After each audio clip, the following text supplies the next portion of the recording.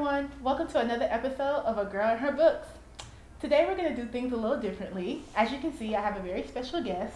This is my future brother-in-law, Rainier Collins. What's going on, Kyle? Hey! I just want to show you guys that my love for reading has extended to my family and that I have influenced them in this life to encourage themselves to read a little bit more. Okay, so for our very first question, what would you say, when did your passion for reading first start? I have to start when I first picked up a book, obviously. So that was probably about, I believe, honestly, I think I started picking up books around 10, I think. Yeah, about 10. My first book was it was in the anime genre from one of my favorite animes. It was probably my first book. I read it, it was probably Yu-Gi-Oh!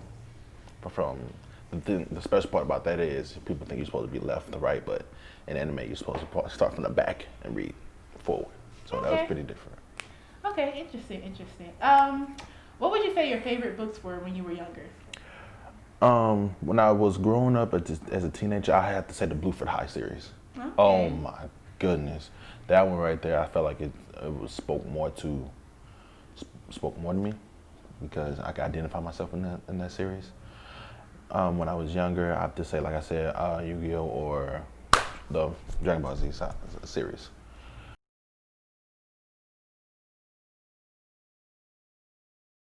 Okay, as you can see, the Blooper High series, I think everybody read that book at some point in their childhood because when I was in like middle school, I was reading those books too and I loved them. I think everybody read at least one of those books because those are the books that were in your school library and everyone checked them out or bought them at one point.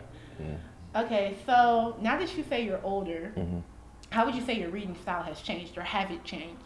Definitely when you're getting older, it definitely puts more of a adult kind of an adult placement when you're reading a book.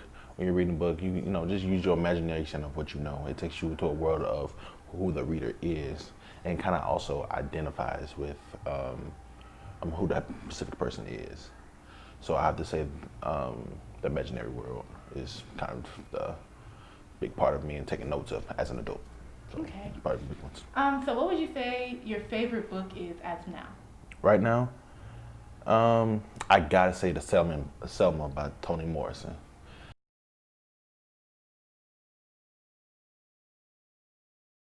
That one right there, beautiful book, beautiful book. It really shined a light on. It took me to imaginary world where it was crazy, man.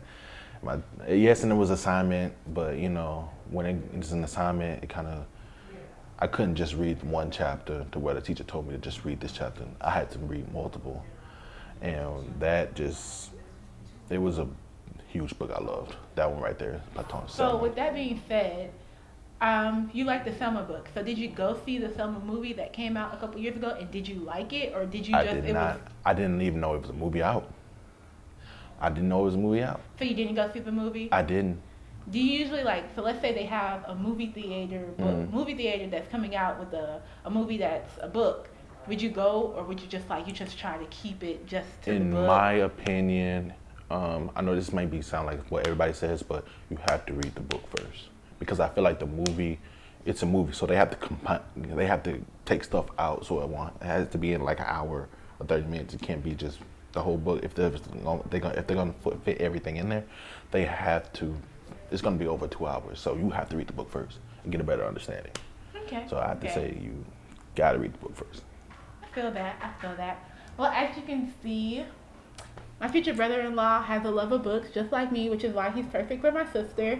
I honestly think the first time I met him, I was actually reading a book, and he came over to me. He was like, "What you doing? What you doing on your phone?" He was like, "Oh, you reading? Oh, you a reading type of girl." And I was like, "See, I can vibe with that."